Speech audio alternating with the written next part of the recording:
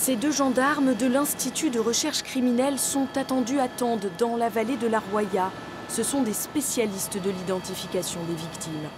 À la gare, une cellule de crise a été mise en place.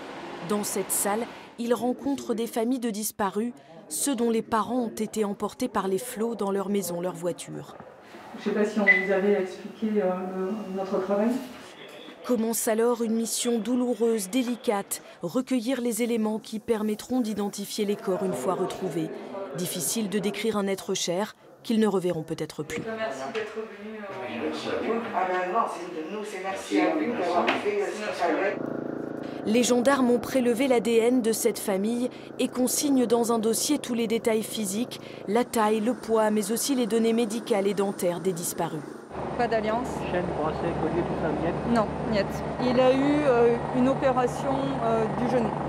Nous allons poser des questions plus sur la partie de comment ils étaient habillés potentiellement au moment de la disparition, si bien sûr c'est connu. Des notions aussi de piercing, tatouage. Dans la gendarmerie, leur cellule porte un nom, antémortem, avant la mort, mais à ce stade, les familles ont peu d'espoir de retrouver leurs proches vivants. La suite de l'enquête se passe à Nice, à la caserne aux Sœurs. Un laboratoire mobile a été installé spécifiquement pour analyser les prélèvements réalisés sur le terrain. Par exemple, les parents d'une victime, on va mettre leur profil génétique ici dans notre base. Le logiciel va les prendre et va pouvoir les comparer avec les profils génétiques des victimes elles-mêmes. Et automatiquement, il va matcher pour nous dire oui, ces parents correspondent aux parents de la victime. Une configuration exceptionnelle. La dernière fois qu'un tel dispositif a été déployé dans la région, c'était pour l'attentat de Nice en 2016.